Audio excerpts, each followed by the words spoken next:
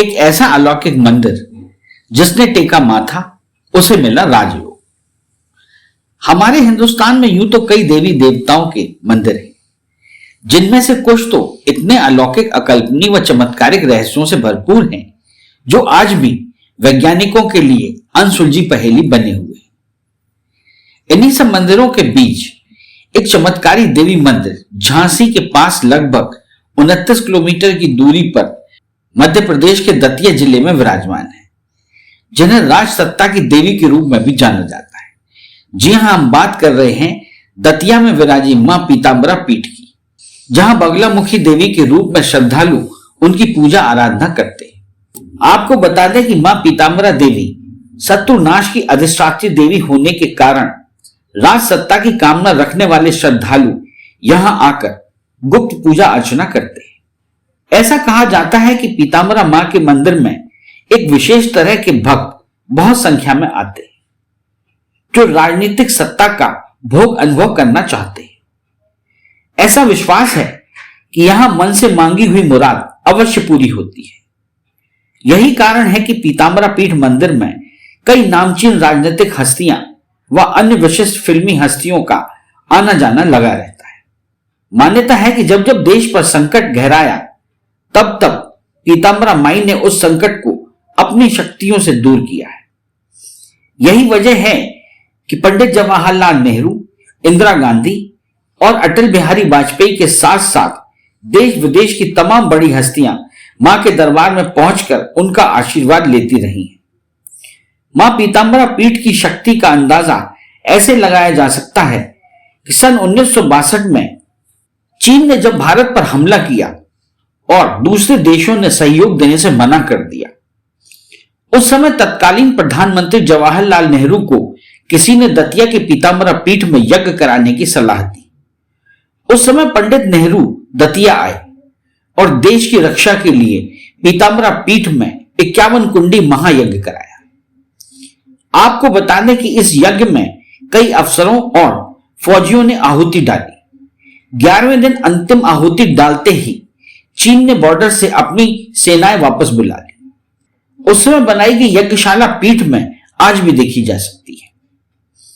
इसके बाद जब भी देश के ऊपर संकट आया, तब तब गोपनीय रूप से पीतांबरा पीठ में साधना व यज्ञ का आयोजन होता रहा है। केवल भारत चीन युद्ध ही नहीं, बल्कि 1965 व 1971 में भारत पाक युद्ध के दौरान भी विशेष अनुष्ठान किया गया।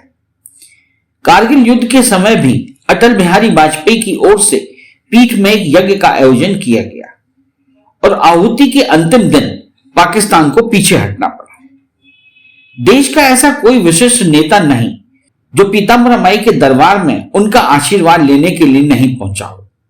देश के वर्तमान प्रधानमंत्री श्री नरेंद्र मोदी भी मां के दरबार में पहुंचकर उनका आशीर्वाद ले चुके हैं। इसके अलावा देश के रक्षा मंत्री, उत्तर प्रदेश के मुख्यमंत्री के साथ साथ ऐसे कई छोटे बड़े फिल्मी अभिनेता हैं जो मां के दरबार में पहुंचते हैं और पूजा अर्चना करते हैं। अब आपको पीतांबरा पीठ व शक्ति पीठ के बारे में जानकारी देते हैं।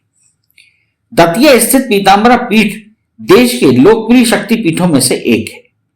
कहा जाता है कि कभी इस स्थान पर शमशान हुआ करता था, लेकिन आज यहां एक विश्व प्रसिद्ध मंदिर है। ऐसा भी कहा जाता है कि मुकदमे आदि के सिलसिले में मां पीतांबरा का अनुष्ठान सफलता दिलाने वाला होता है। पीतांबरा पीठ की स्थापना एक सिद्ध संत, जिन्हें लोग स्वामी महाराज कहकर पुकारते थे, ने 1935 में की थी। श्री स्वामी महाराज ने बचपन से ही संन्यास ग्रहण कर लिया था। वे यहां एक अखंड ब्रह्मचारी संत के रूप में निवास करते थे। स्वामी जी प्रकांड विद्वान व प्रसिद्ध लेखक थे। उन्होंने हिंदी, संस्कृत में कई पुस्तकों को लिखा है। गोलोकवासी स्वामी जी महाराज ने पीतांबरा पीठ पर बगलामुखी देवी व धूमावती माई की प्रतिमा स्थापित कराई थी। मां भगवती धूमावती का मंदिर पूरे देश में एकमात्र मंदिर है। पीठ में बना बनखंडेश्वर मंदिर महाभारत कालीन मंदिरों में अपना विशिष्ट स्थान रखता है। यह मंदिर भगवान शिव जी को समर्पित है। इसके अलावा मंदिर परिसर में अन्य बहुत से मंदिर भी दर्शनीय हैं। 10 विद्याओं में से एक मां बगलामुखी का मंदिर पीताम्बरा पीठ में स्थित है। यह देश के बड़े शक्तिपीठों में से एक है। बगला शब्द संस्कृत के बंगला शब्द का अपभ्रंश है, जिसका अर्थ है दुल्हन। देवी मां के अलौकिक सौंदर्य के कारण उन्हें यह नाम मिला। पीले वस्त्र पहनने के कारण उन्हें पीताम्बरा भी कहा जाता है। आपको बता दें कि पीताम्बरा मां एक दिन में 3 बार रूप बदलती है। मां पीताम्बरा देवी की मूर्ति के हाथों में मुग्दर, पाश, वज्र व शत्रुजिह्वा है। यह शत्रुओं की जीव को कीलित कर देती है। इनकी आराधना करने से साधक को सदा ही विजय प्राप्त होती है। अब बात करते हैं पीताम्बरा मंदिर परिसर में विराजी मां भगवती धूमावती की। जी हां, ऐसा कहा जाता है कि मंदिर परिसर में मां धूमावती की स्थापना करने के लिए अनेक विद्वानों ने स्वामी जी महाराज को मना किया था। तब स्वामी जी ने कहा था कि मां का भयंकर रूप तो दुष्टों के लिए है, भक्तों के प्रति मां अति दयालु है। जब मां पीताम्बरा पीठ में मां धूमावती की स्थापना हुई थी, उसके ठीक 1 वर्ष बाद मां धूमावती जयंती के दिन स्वामी जी महाराज ब्रह्मलीन हो गए। मां धूमावती की आरती सुबह शाम होती है, लेकिन भक्तों के लिए धूमावती का मंदिर शनिवार को सुबह शाम 2 घंटे के लिए खुलता है। मां धूमावती को नमकीन पकवान जैसे मंगोड़े, कचौड़ी व समोसे आदि का भोग लगाया जाता है, क्योंकि माई को तामसी भोजन पसंद है। आपको जानकारी दे दें कि मां बगलामुखी के दर्शन करने की प्रत्येक व्यक्ति को अनुमति नहीं है। मां भगवती धूमावती के दर्शन सौभाग्यशाली स्त्रियों के लिए वर्जित है। इसका कारण यह है कि भगवती धूमावती माता पार्वती का ही एक रूप है। यह माई का अत्यंत क्रूर रूप माना गया है।